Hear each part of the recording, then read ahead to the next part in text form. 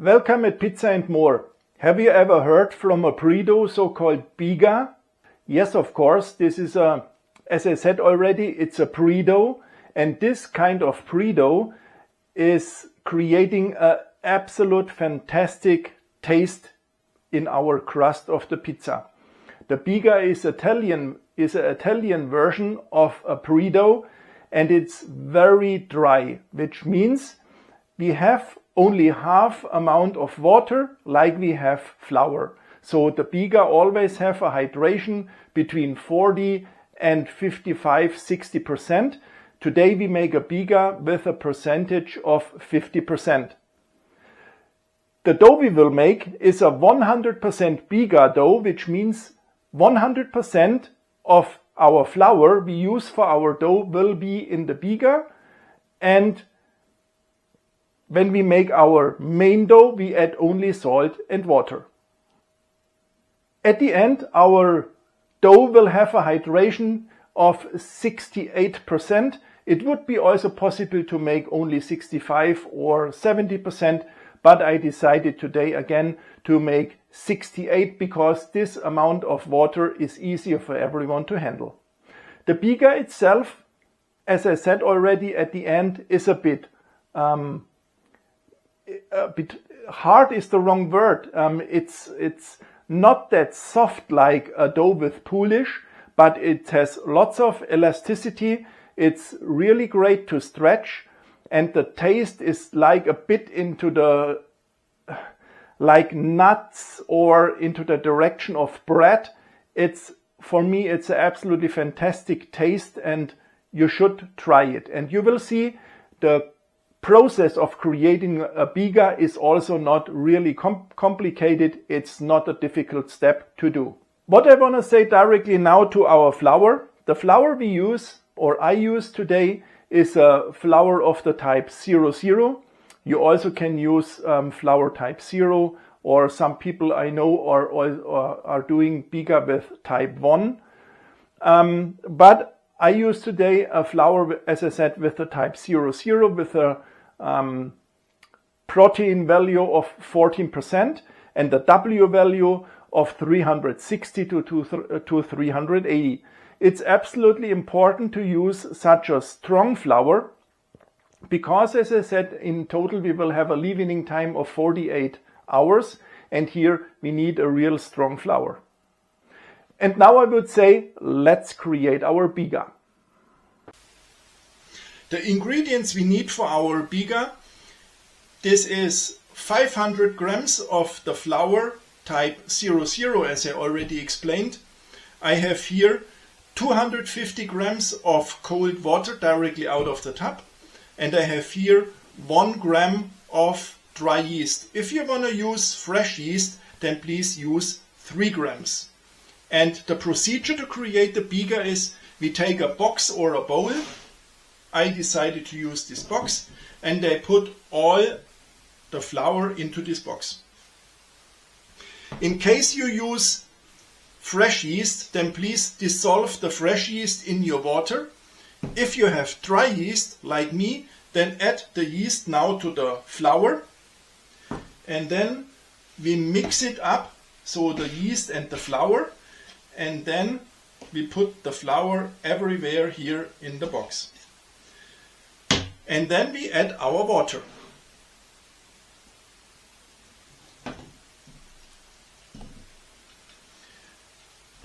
This way of making BIGA is a way I saw in the first instance from a pizza baker from a pizzaiolo from Naples, so-called Roberto Susta. I think he invited this way of making the pre-dough, this BIGA. This is the BIGA no stress, and no stress because we are not kneading this BIGA, we are only mixing it up. And for mixing it, like we do it right now. For this step you can close the lid, by the way, then it will not dust out. But here I use no lid because then you see what I do. I start circulating this box so that the flour and the water gets mixed up. I have to be here really a bit careful because otherwise the whole kitchen will be dirty.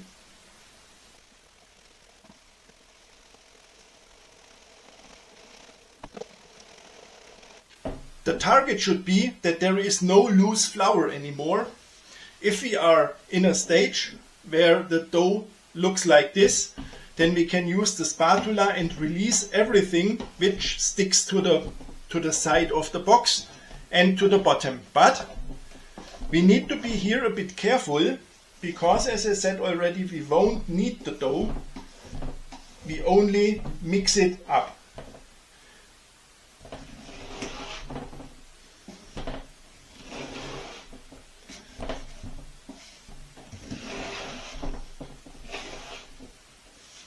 And you can see I go with the spatula under and I only flip the BIGA around.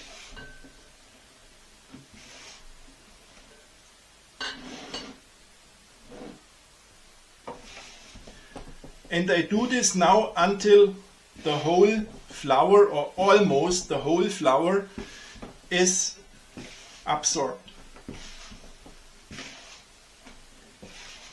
Here it's important not to knead the dough. We have only lots of small pieces, and this is the way how we make our BIGA. No stress.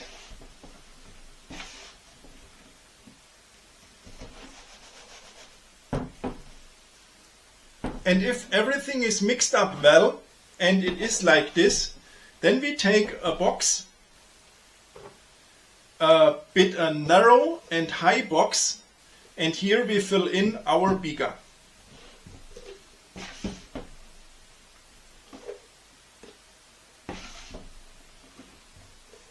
And we don't press the BIGA into the box, we only fill it loose in. As you can see, we have the BIGA in this box, and then we close the lid, but not 100%, so it should not be sealed.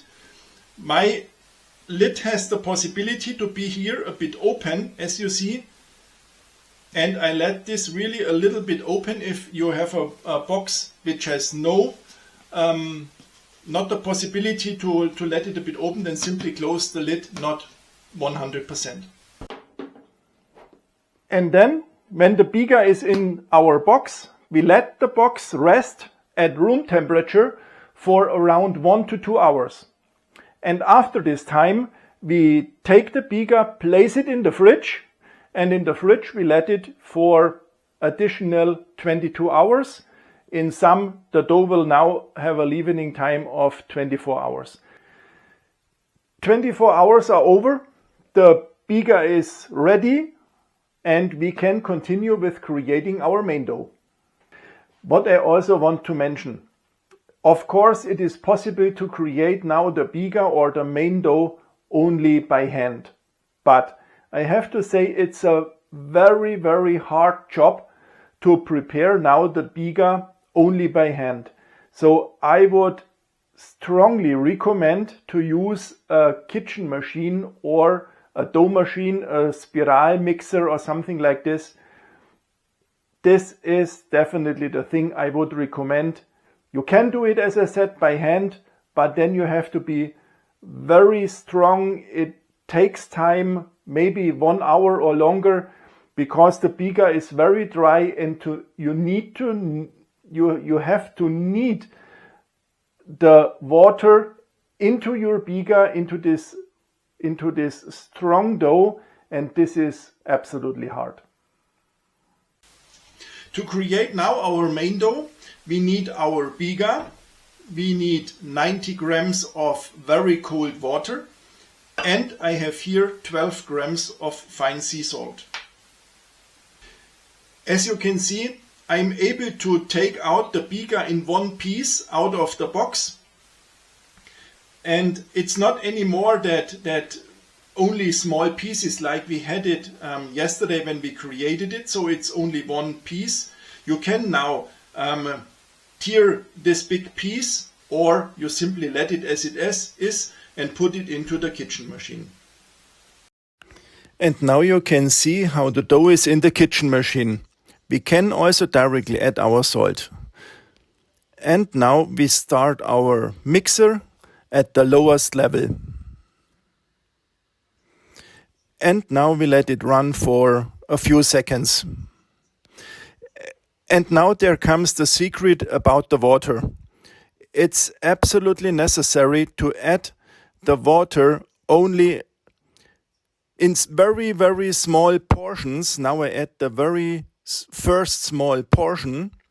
And now we have to wait until the whole water is taken over from the dough. Otherwise it will not work.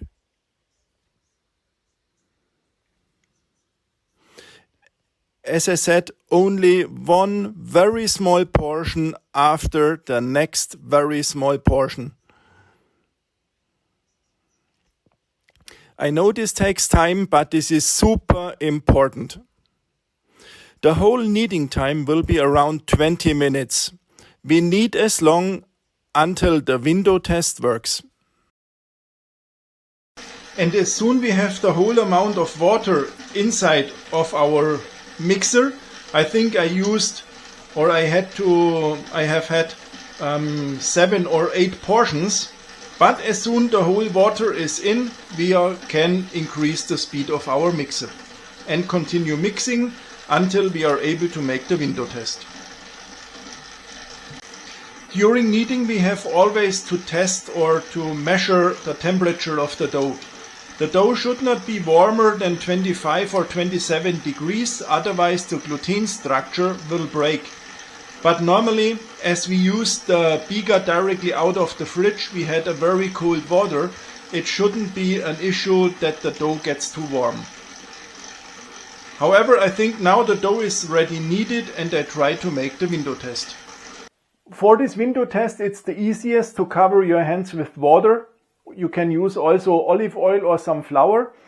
So we prevent that the dough doesn't stick to our hands. And then we take out a portion of dough. We make a ball and then we stretch it. And like you can see, I'm able to stretch it very far and it is like a window. So this dough is definitely ready kneaded and I take it now out to my counter. If you have no pizza oven, if you make your pizza in the home, in the kitchen oven, then we need 2 ingredients more. One is honey. 5 grams of honey, you add the 5 grams of honey then directly into the machine together with the salt. And the other thing is 5 grams of olive oil.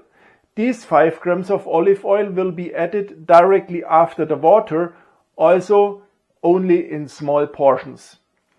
The whole procedure to create a dough by hand, for example, or how we have to bake the pizza in the kitchen oven is shown in this video. In this video I prepared everything without any special tools.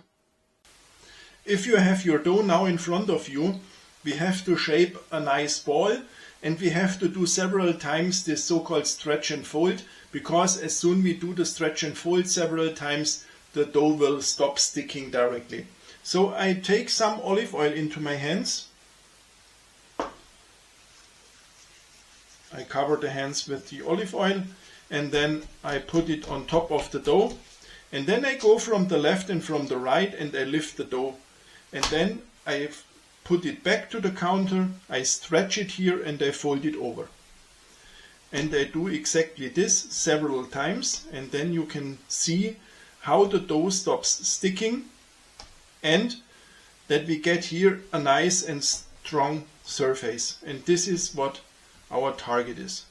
And then we can turn this ball several times. We can pull it to us and through to this pulling also the surface gets stronger and stronger. We don't roll this ball, we only take the fingers and go under and that produces this nice ball. And you already can see here lots of air bubbles which comes from the stretch and fold and through the kneading. If the ball is nice shaped, we take a box and we place our dough in the box. And then when we have our dough in the box, we take the lid of the box and we cover it. We protect our dough from air, otherwise it would get dry. And we let this dough rest now for 1 to 2 hours at room temperature. And then we take it and place it into the fridge for around 12 to 14 hours. And after this we shape our dough balls, so the pizza balls. There would be also the possibility to shape our balls in 30 minutes or in 1 or 2 hours. You can do it how it fits to your time plan. I prefer to do this bulk fermentation for around 12 to 14, 15, 16 hours or so, because for me this is the easiest way to do. My dough had now a bulk fermentation of 14 hours. I'm happy about the result we have so far, and now it's time to shape our pizza balls. Here is now the dough in front of me on the counter, and now we make 3 portions for our pizza balls. If it's for you not that important that each ball has exactly the same size, you can simply divide it by 3 and then create 3 dough balls. I use always a kitchen balance, and I make now 3 dough balls with the weight of around 280 to 290 grams. If the dough sticks too heavily to your hands or to the balance, you can also cover the top of the balance with some olive oil, and you can also put some olive oil into your hands. And now it's time to shape the dough balls. I show you now 3 possibilities we have.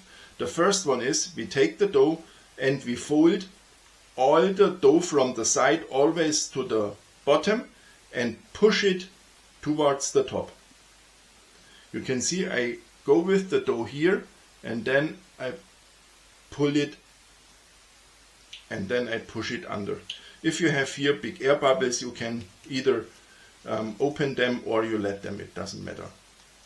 You also can use these 2 fingers and take the dough ball between your fingers and then always press with the other fingers, with the other hand, the dough between your fingers to the top, and then you can see how strong the surface is here also already built.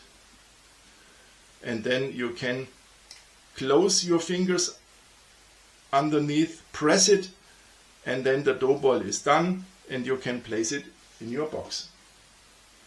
The next possibility we have is that we go around the circle and we stretch here and we fold it back to the center, and this we do around the circle, and then automatically on the other side, which is now on the counter, the dough gets stretched and builds that nice surface as well. We do this 1 or 2 times, and then we flip this ball around and you see it started already getting a nice surface. But it's not done now. We have now to turn this dough ball several times and then to pull it to us and turn it again and pull it and turn it until the surface is really very nice and very strong. Otherwise we would have some problems with the leavening of the dough balls, because the dough balls would get totally flat. But if we create here that strong surface, this will not happen that easily. Now we have to check if the dough ball is closed properly at the bottom. If this is not the case, we can press the dough and close so the dough ball at the bottom, because otherwise there is also the possibility that it runs flat. If this is done, the dough ball is ready and can be placed in the box. And the last possibility I show you now is again the so-called stretch and fold, what we did also with our big dough ball before we put it into the bulk fermentation, we make the stretch and fold, we lift the dough, put it back to the counter, stretch it here and fold it over. And we do this several times, and then you can also see how the surface is built here on top. I have here already lots of air.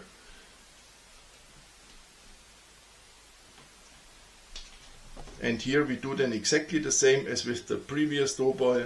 We turn the dough and we pull the dough. We turn it and we pull it. And when this is done, we check again, is the dough ball closed?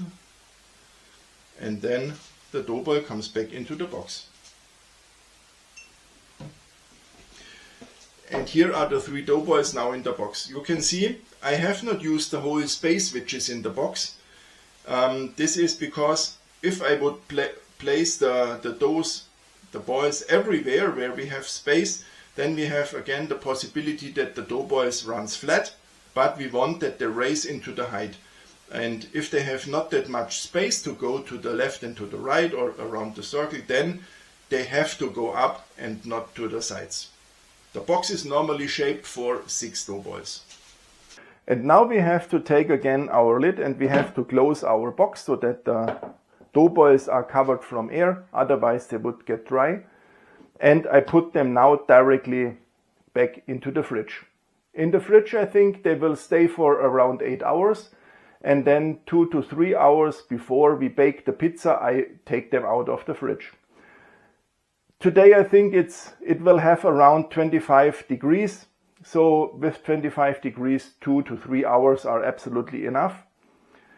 If it would be colder, so 19 to 20, 22 degrees, then we would have to take them out 4, 5 or 6 hours before baking, so that they have the possibility to come back at room temperature and to raise again a bit more.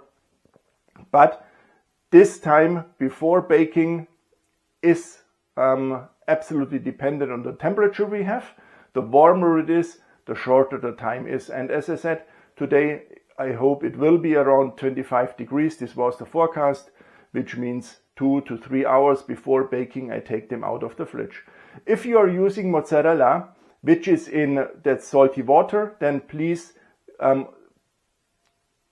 open the bag, put the mozzarella out, cut the mozzarella into sticks, put the sticks into a sieve and back into the fridge so that they have the possibility, or that the mozzarella has the possibility to lose all its water. Otherwise, there would be a possibility to have then, when we bake the pizza, a soggy pizza. The same counts for mushrooms. If you want to have fresh mushrooms on your pizza, then you also should slice them directly beforehand, so that they are able, and let them then outside at room temperature with not covered, so that they can get a bit dry. If you want to use vegetables on your pizza, like eggplant or zucchini or peppers or something like this, then bake them beforehand, either in the oven or in the pan on the oven with some olive oil.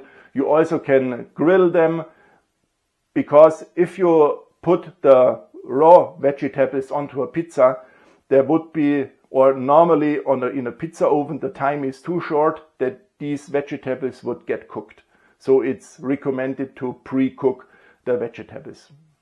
The dough is ready, everything is ready. I prepared already the tomato sauce. The only I did with the tomato sauce is I have here a can of San Marzano tomatoes, which I tiered by hand.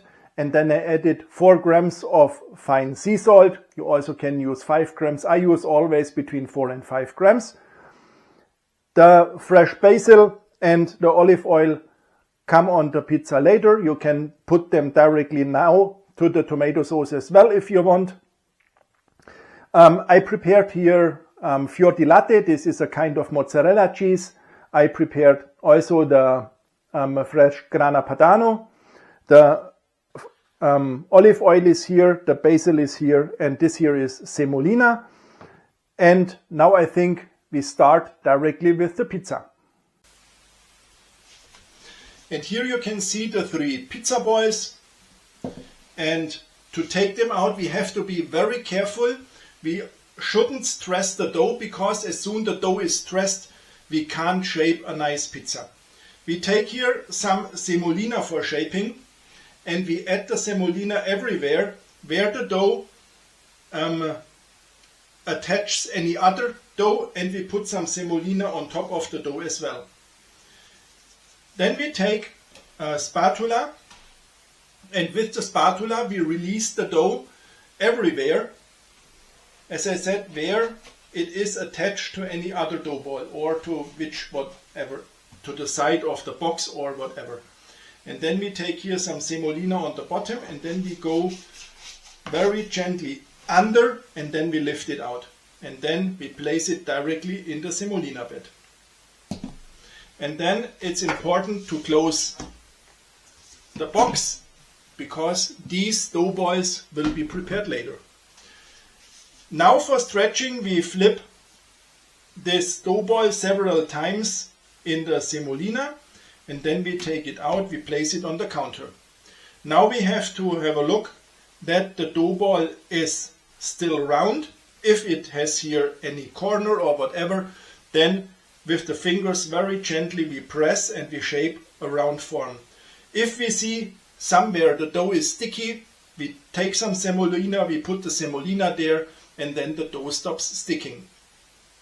For shaping our pizza base, we go only with the fingertips from the center, and we press only from the center towards the crust, which means we press all the air which is in the center towards the crust.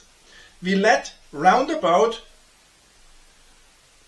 1 or 1.5 centimeters of crust left over, and don't press the crust. And then we flip it around, and we do exactly the same from the other side. And if you see here a very big air bubbles, then we open them, because otherwise these air bubbles would burn in the oven.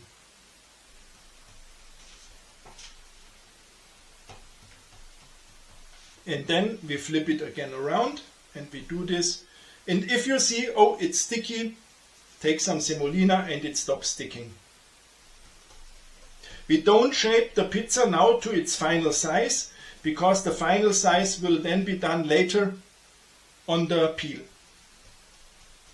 You can then take your pizza over your hands, remove the semolina on the counter, and then stretch it a bit,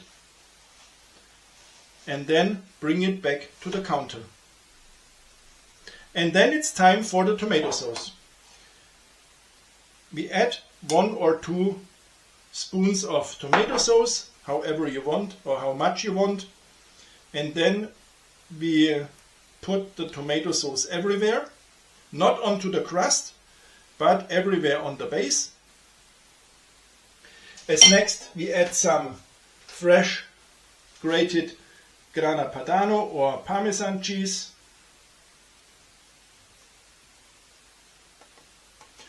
It's not necessary to use it. If you don't like it, then leave it away. As next, some leaves of fresh basil. The fresh basil comes here under the rest of the toppings, because this avoids burning.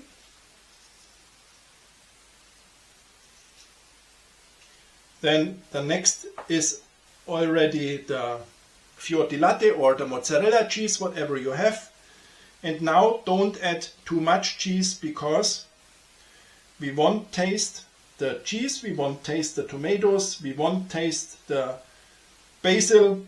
And if you add too much cheese, then I can guarantee you, you taste only cheese and nothing else. And now it's already time for some olive oil. And the pizza comes now to the peel. To launch the pizza onto the peel, take some semolina, put it on the peel, and then lift the pizza and go with the peel under. And now, as I said already, it's time to shape the final or to make the final size.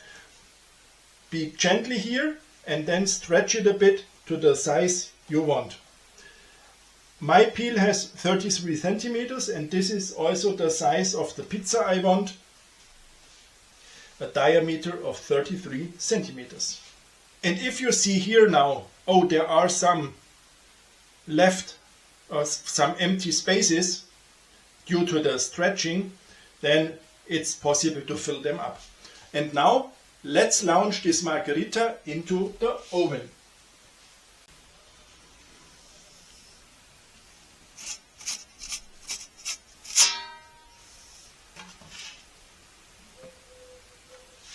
The oven is preheated to 450 degrees.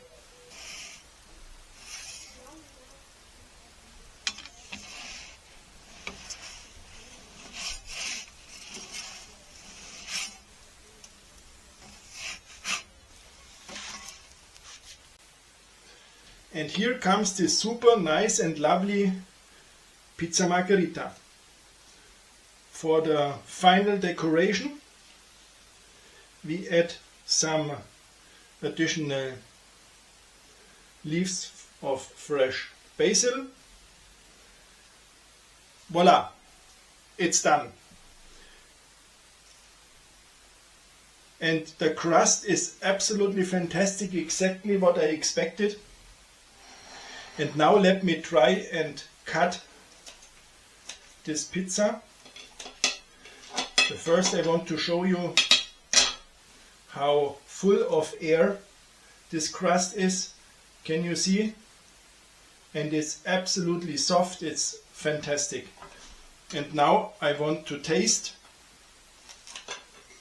this pizza as well. It smells fantastic. Amazing.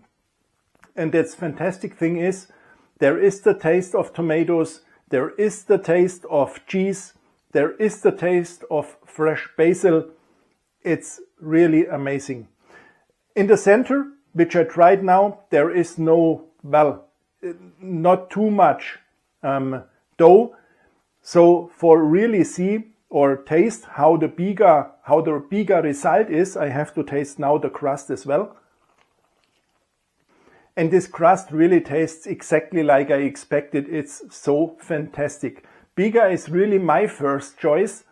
I love BIGA, but okay, you need a dough machine. It's better to have a dough machine for creating the BIGA. Otherwise, it's very hard to do it by hand. If you have no dough machine, here is a video where I show how to make a Polish. Polish is also a nice pre-dough. Otherwise, all my other videos are for direct doughs. And now, if you like my videos, it would be fantastic if you subscribe my channel. Then we see us in the next video. Ciao.